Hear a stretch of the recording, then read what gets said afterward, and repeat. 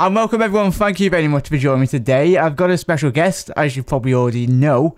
He's probably mainly subscribed to him anyway. I've got Daz from... Daz, thank you very much, mate. I'm made up to actually have you on the show. How you doing? Thank you very much. Thank you very much. On the Hi, bench, everyone. yeah, on the bench LFC. So if you should have subscribed to him anyway, but I'll leave all the contact details and his channel, amazing channel. As soon as I seen Daz, couple of months back anyway, I knew he'd definitely get all the subscribers that he gets, and he deserves a lot more anyway. So if you're not subscribed to him, go and check him out. But yeah, thank you very much, mate, for coming on. Well, quickly touch on everyone. This is going to be a 10 to 20 minute podcast. The debates we're going to be talking about, obviously the big ones, VVD, and a little bit about Jordan Henderson's latest injury update, and obviously Daz has got a bit of transfer rumours on the Basel centre back. Yeah. So yeah, how you doing, mate? Did you have a good Christmas?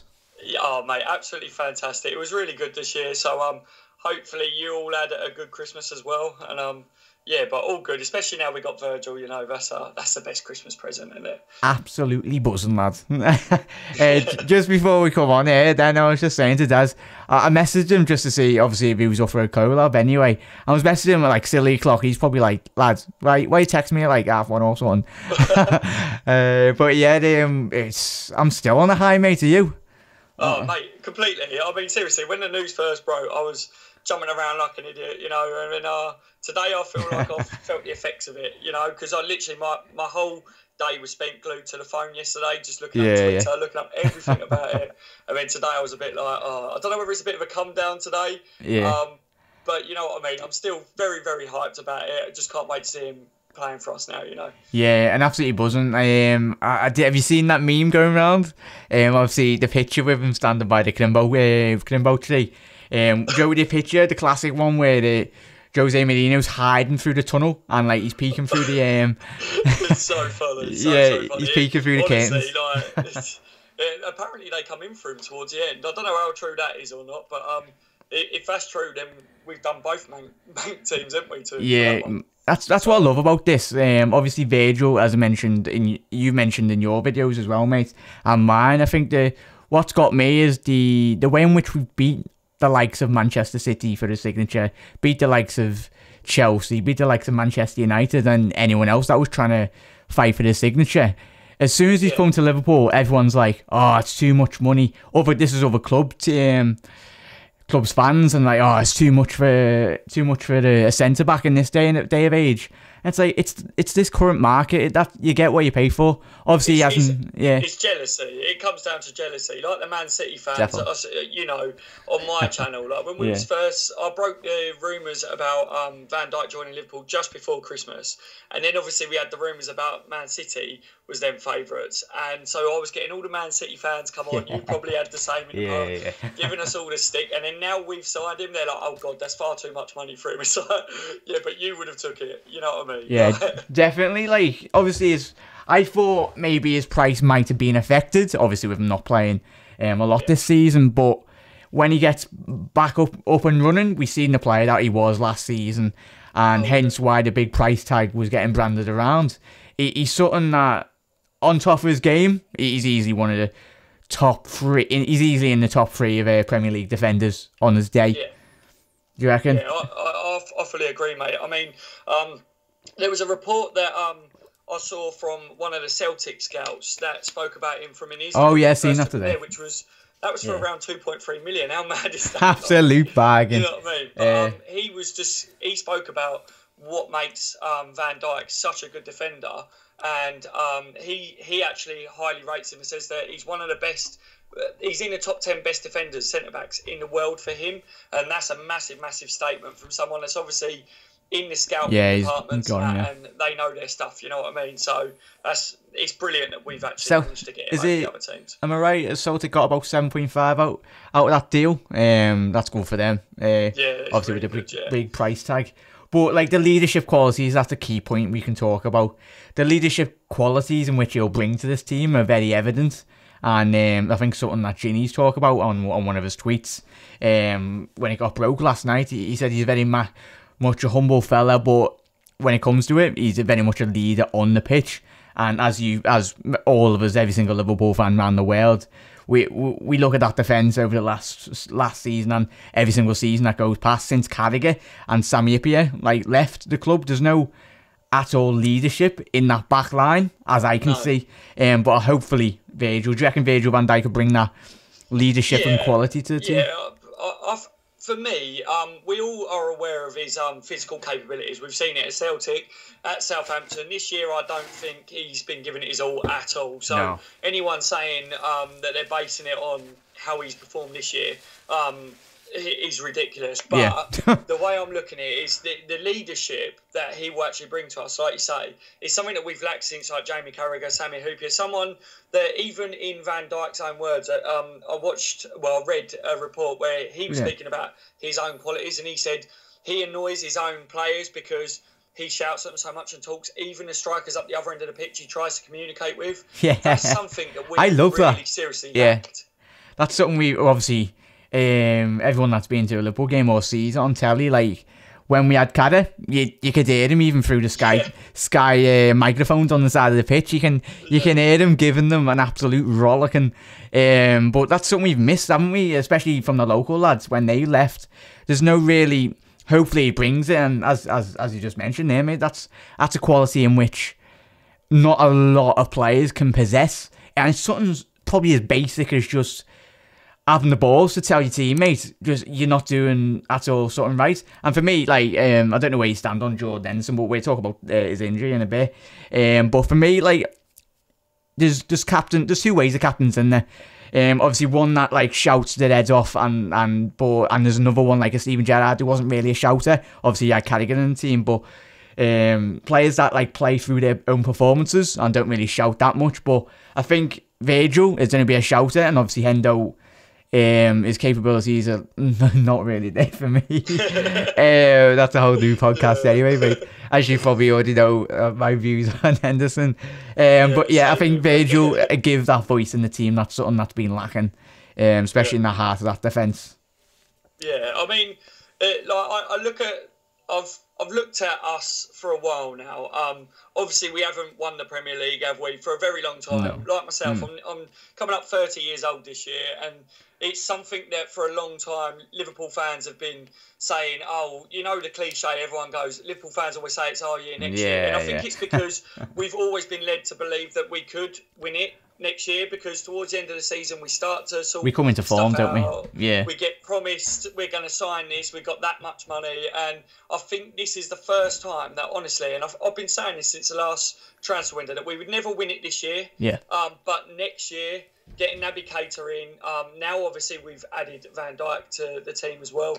I do generally believe that next year we could be competing with the likes of Man City, because we're actually seeing the financial backing. Yeah, it's piece by piece, isn't it? And the players. Like the piece of the jigsaw eventually slowly getting there. As you mentioned, Naby's coming in, and we've all seen his quality. I don't think I've ever been excited to see an actual player come into the team more than him. Because I think he's going to change everything. Our midfield will just be dynamite when we add him to it. The dynamicness of obviously the speed of him, in which he just turns on the ball, and actually the amount of times you watch Liverpool over the last couple of years, there's only one player in that midfield that I can actually see that can receive the ball and take on a man, or maybe say two at a push. Obviously, Adam Lallana and Phil Coutinho are two players that actually get the ball, receive it, and drive forward. And the rest of them, probably due to obviously the technical ability of some of those players, obviously get the ball, pass it backwards and pass it sideways. But with Naby Keita, he looks like he drives on, gets in the positions, but he's got the pace and he's got the stamina. He looks like a typical Jurgen Klopp player. Yeah, 100%. He makes things happen. And something else as well, which I'm sure you've spoke about before on your channel, but we're now seeing better performances from Oxlade-Chamberlain, and I think that he's also part of them few players that will receive the ball in midfield and really drive at the other team. And, you know, that's scary. If I was a defender for the other team, or looking at us, we're about to play them, I would not like to come up against the players that we will have at our disposal in the near future, for definitely. Yeah, that's why obviously the key is Virgil Van Dijk, and we can quickly, well, we'll talk about Jordan last, but the defenders really. Do you want to quickly touch on that transfer rumour that you've had a look at today, and the Basils? Yeah, go ahead. Yes, so obviously it's rumours at the moment until the clubs officially announce it, but this is kind of taking the same path as what the Virgil Van Dijk ones did, where certain sources are coming out and saying that a deal was very close, or if not agreed, with the Basel centre-back, which is Emmanuel Akanji, I think you say his name. I wouldn't have a chance, mate, with that name. I'm terrible with pronunciations, anyway. But yeah. But yeah, he looks like someone even messaged me earlier today saying he looks like a young Virgil van Dijk. Not in looks wise, but what I mean is the way he plays. Which I don't know, you can't compare the two. But ball playing centre half. It looks good, and the rumours are that if it does go through, that it will be in the summer. So we could see some centre backs leave as well. Does he sound like a ball playing centre half to you, or from what you've seen? I've heard a lot of good things about him. To be honest with you, I hadn't really seen too much about him until we've been linked. And obviously, I've done the usual. I've done what all of us do. YouTube. Classic YouTube. Akanji versus. Actually, something for your subscribers. If you want to see what he would look like in the Premier League, type his name in versus Man United in the Champions League. Really good game by himself, and it's definitely a good watch. Oh, defo. Because obviously Basel battered they beat Man United, didn't he? Was it this season or last season in the Champions League? But yeah. Yeah, he played outstanding, mate. To be honest, from what I saw on the clips on that, but it's not on the level of Van Dijk where we get really excited about. But if he comes in the summer, I think it's one for the future, if you know what I mean, for us. Yeah, it's the defence that's key. Both of us have spoke at length, and I think we'll both continue to bang on the drum. I think, as I've said, Virgil van Dijk is the start, because we've all seen the last couple of years. You've watched Liverpool for an extra 10 years more than me. Like the defensive. Make me feel old. I'm 22, la. I'm only 8 years behind you. Not old at all, la. But the amount of times like the defenders. Virgil van Dijk, as I mentioned, I think it was my last video. He's the start. We need more reinforcements in that defence. And hopefully this is the start. Hopefully we get maybe a more quality. I think. How do you feel? Do you think we need? Where's the next position? Do you feel that we need to strengthen in the transfer window?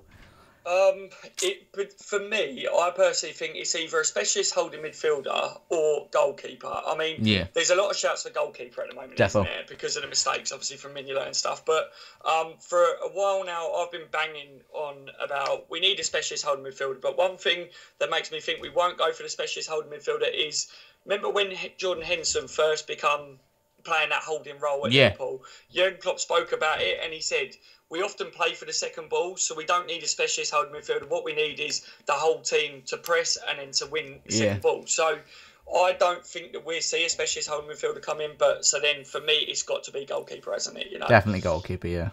For me, I've watched every single season that goes by the last couple of years. I've give Mignolet, I think that Arsenal game was breaking point for me. Same. We've seen it. It's not like he's done it once, has he? He's done it countless times in a red shirt. And the problem position in a team, you can get away with it if you're a striker or midfielder or a defender sometimes. But if you're a goalkeeper making silly mistakes, you get punished. End of the day. And hopefully, I was hoping. That's the thing why I don't get bringing Karius in and he's not being a starter. I don't know. Obviously, he's trying to create competition. Obviously, Jürgen with bringing Karius in to challenge Mignolet. But if Karius isn't any good, isn't any better than Mignolet, what was the whole point of actually bringing him in? Obviously, it's only he hasn't had a load of chances. Karius, he's obviously still young as well. But for me, I'm under the influence of obviously if you bring a player in, he's got to be better than your starting 11. Every single window, any player that you bring in, you've got to make better what you've got. If you get what I mean. What are your thoughts on? Obviously, I've seen, and if you haven't seen Daz's video, he done a fantastic video on. Obviously, talks about Danny Ward as well on his channel, going and why in which obviously he hasn't got a chance as well. Go and check that out. I'll leave that in the description as well, so you can check that out. Obviously, quickly touching on the goalkeeping situation as well. Wardy, what's your opinion on Danny Ward?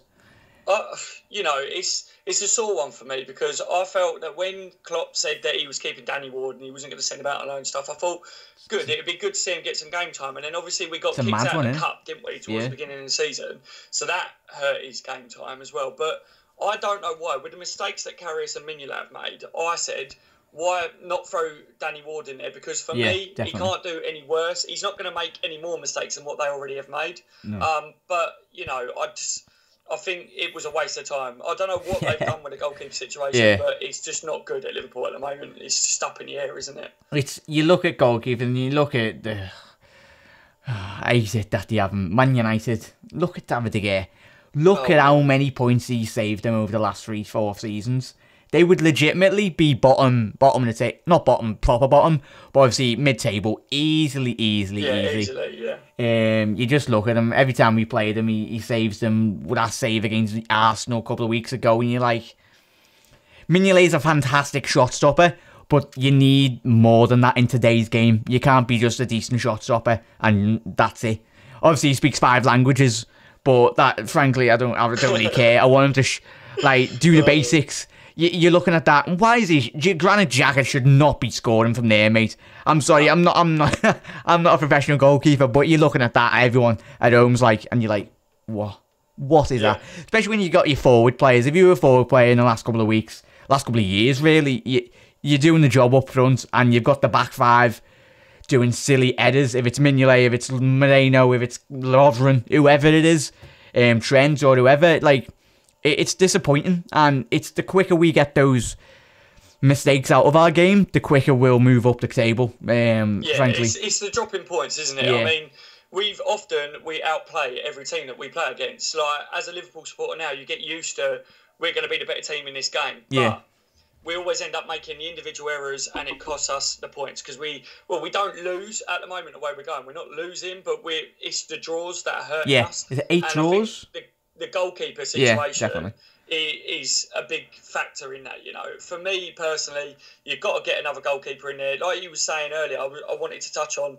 You said why bring in Karius? I believe that Klopp brought in Karius because he wanted him as his first choice goalkeeper. If you look at the interviews, and that Karius said, "I've come here to be first choice." Yeah. But apparently they had a goalkeeper competition in pre-season this year, and Mignolet won it. So if that means that Mignolet's our best goalkeeper, then we're in trouble. I used to love the days of when Pepe Reina was on form. What a goalkeeper! Yeah. But obviously the back end of his career he was losing his marbles, just dropping basically everything. Those were the days, though. I mean, we spoke about it before, Jack, haven't we? We said time and time again, what we need is a Klopp spine in this team because we haven't had a spine for a long time, you know, and when you had the likes of Pepe Reina, you had Gerrard, Alonso, you know, Carragher, the names that we had as a spine before was fantastic, and up until now, the spine just hasn't been there, but hopefully with this signing of Virgil Van Dijk, that's one of the key players in that spine, and obviously with Naby coming in as well, obviously Bobby Firmino, but quickly touching on, mate, obviously the player that is in this spine, no disrespect to Jordan Henderson, I'll be nice in this video. Jordan Henderson, obviously the news come out today. He's obviously out for, I think it's around 2 months. What do you reckon about that? It's a shame, really. But we've seen all the memes going around Facebook and I think because you said you'll be nice, I'll try and be as nice as possible. But it's your channel, but no, it's right. Yeah, free reigns, mate. You can say whatever. no holds barred. You know, when I first started my channel, which was about 6-7 months ago, I was trying to support Henderson as much as possible. You had the Henderson shouts and that, and I was saying, look, he's playing in a role that is not his own. I definitely think that hurts him. I think he's not a holding midfielder. He's definitely better at going forwards as a more of a centre midfielder than that holding role. But captain of Liverpool Football Club, no. I know we've been spoilt with Steven Gerrard and that in the past, but for me, you know, I actually feel that this is going to benefit Liverpool over the next couple of months. We've got a difficult period coming up now. We've got City, Tottenham and that coming up again, and obviously we know how that went the first games against them.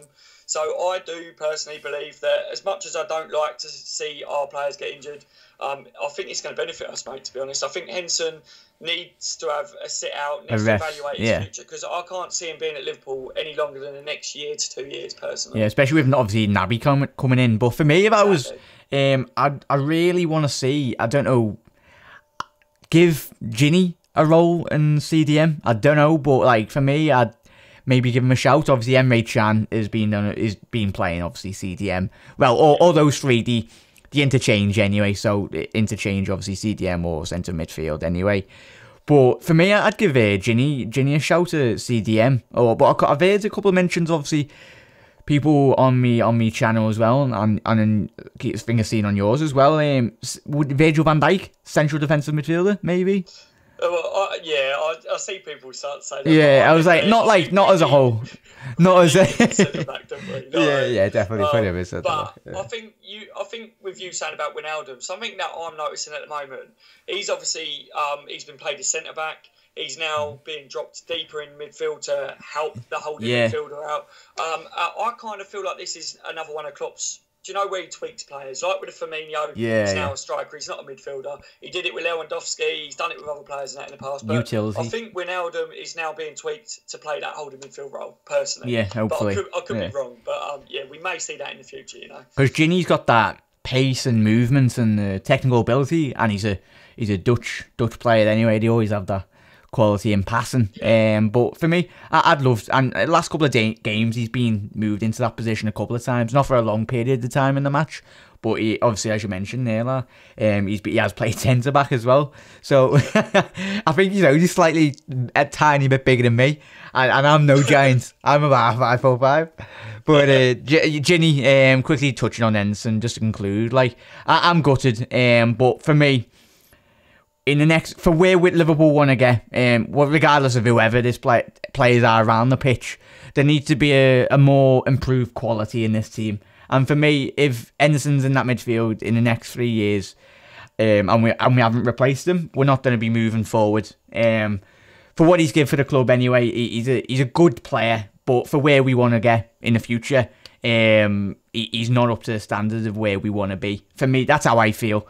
The amount of times I've come to Anfield and watched him, and there's probably loads, and all you have watched in the flesh and on the telly and that, you look at him and you're like, come on, get the ball, do something.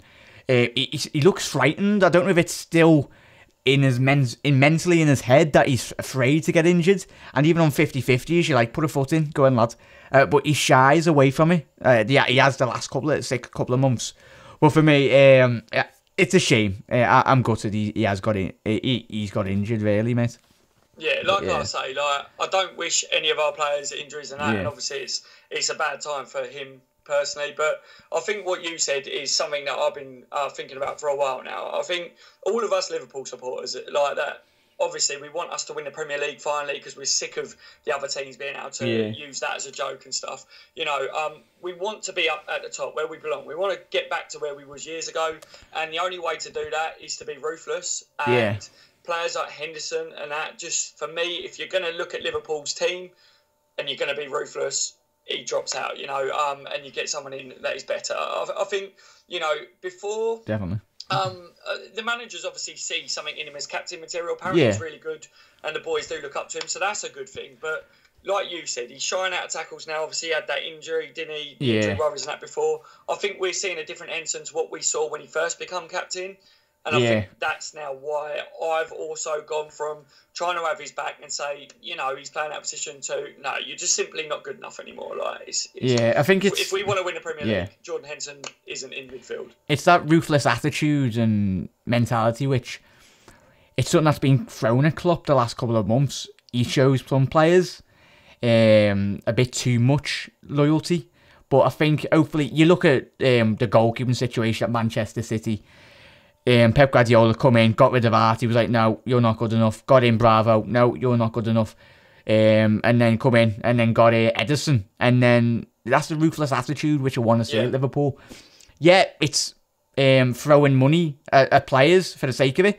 But Guardiola has got quality, world-class goalkeeper there eventually. It's a matter of just... Oh, that's right. Yeah, so what do you reckon? It's that. I agree with it. Like you say, with the ruthless thing with Man City and stuff like that. For me personally, like I say, it depends. Like with all this talk about the money situation as well, of like us buying players like Virgil Van Dijk for 75 million. People are starting to moan about it. It's the way of the market. It's the way the football's going. It's not our money, is it though? if we want to be up there at the top, you know what I mean, like competing with the likes of City and stuff, then we've got to go in and do things. I mean, Virgil Van Dijk, it's a ridiculous amount of money, like you say, like world record fee and stuff. But if we do want to get back up to the top, I think that's what it will take Liverpool to do, because we're in that transitional period. Then, you know, money talks, and we've got Jurgen Klopp that also likes to talk, doesn't he? So, you know, put the two together, and I think that we could see us get back up there very soon. But it's something that I laugh. It makes me laugh. When Liverpool don't spend money, people complain. When Liverpool spend money, a lot of money, they complain still. It's like, what side of the fence you sit on? Like, and then obviously everyone's been saying, oh, it's a Coutinho money. But I'd rather spend the money now, and obviously, if you sell Coutinho in after the summer, do you think, quick one, you can't see Coutinho going in this January, can you? I personally can't. No, definitely not. I think he stays in January. I think he goes next summer. I think he wants his move away, and if he gives us this season and he's playing the way he is, I'd be happy to say, all right, fair enough. But touching on, you said that people are saying about we're spending the Coutinho money. You know, we probably are spending some of the Coutinho money and more, but I actually generally think since the Cater deal, Liverpool have looked like we're now trying to do business really clever, and I've been really impressed with it, to be fair. I think we got Cater ready for the next summer. You know, Van Dijk we've done even before the transfer window opens because of what happened last time. If this Akanji deal goes through as well, that's meant to be for the summer. Well, that's decent, if we wait until Coutinho goes, everyone's going to go, we're slapping an extra 10, 15 million on that player. Yeah, definitely. So it's intelligent to get it all done now, isn't it, really? Intelligent buying. It's something quickly it's the Liverpool of old. That's something that used to happen behind closed doors. But the last couple of years, our transfer dealings haven't been the best, have they? To say the least. That was something that was frustrating a lot of Liverpool fans, I think, wasn't it? Like, we kept missing out. We kept missing out on big targets. I mean, you imagine when Brendan Rodgers was manager, a lot of people that was Klopp out a little while ago were saying we should have stuck with Rodgers. But, you know, can you imagine Rodgers making these signings that we're now making? Like, no. would go, I'm going to fully commit to Brendan Rodgers. You know what I mean? Like, Klopp's definitely got a big factor in bringing these players in. But I also think Liverpool Football Club as well. They're trying to make moves, trying to make a statement. And, I think we're in a good way at the moment with transfers. I'm absolutely buzzing, mate. And just quick, and quickly, we've got another 3 minutes. We'll do a half an hour podcast. Go ahead. but definitely go and check Daz's channel out on the bench LFC. Anyway, I'll leave everything in the description. Anyway, hopefully I'll try and get Daz to put this on his channel as well. I'll send this over so we can put it on his channel as well. So, I'll do that but thank you very much, mate, for coming on. And we've got Virgil Van Dijk, mate. Yes. Yeah, I know. I just want to say quickly, mate, massive thank you for having me on your channel.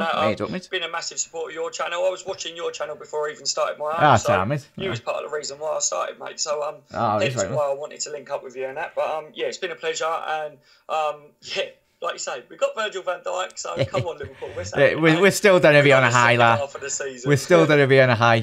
But yeah, definitely, mate, I'll have you on again anyway. Once again, I'm still not, I haven't got my head round, obviously, Joe, like, trying to sync the video and everything, like, but we'll eventually get there. We'll get our grids on the podcasts if you want that. You probably don't want mine. It will come very soon. But I'm amazed up. You watch my channel, mate. Anyone out there that's listening anyway, just the more Liverpool fan channels, the better. Because I created this channel, probably you as well, mate, just to hear your views at Liverpool. And you look at Premier League teams around England, and fans don't get given a voice, especially with the Premier League. Exactly. With platforms like this, it allows fans, you, me, a lot of others around the world to have their say, and to give fans a bigger voice. Obviously on ticketing, obviously with match day revenue, a bit of everything really, because that's one thing we could do a couple of episodes on, obviously match day ticketing and the pricing of obviously pricing out fans anyway. That's a huge bugbear of mine, but I'm made up. You're watching, mate, and I'm made up. You've made your channel there. So definitely, you better all, if you're not subscribed, I'll come round to your house and get you, if you haven't subscribed to Daz anyway, but but definitely go and check him out. It's been an absolute pleasure, Jack, mate. Nice one, man. Absolute top draw, mate. I'll speak to you very soon, mate. Have a quality rest of the holidays anyway, and I'll speak to you very soon. And you. Ta-ra, mate. Thank you very much for that. Take care, everyone. Cheers. Thank you. Bye-bye. yeah, thank you very much, everyone, for listening. That was Daz from On The Bench LFC. Thank you very much for everyone for taking the time out. Obviously, it was a bit of a long podcast, but I wanted to get Daz on. I've been wanting to get him on for ages anyway. But if you're listening and you want to get involved anyway, get involved in the comment section below. Any topics that you want us to debate or any other collabs anyway, send me a message on the, you know, the usual Instagram and all that malarkey. But thank you very much for taking the time out. Hope you have a quality night. I hope you've enjoyed today's episode on my channel. But if you like this content, hit that subscribe button, put your notifications tab on, and if you could leave a like, you're absolute legends. That'd mean the absolute world. As always, Reds, I'll see you very soon, and I love yous and leave yous. And as always, you'll never walk alone. Ciao.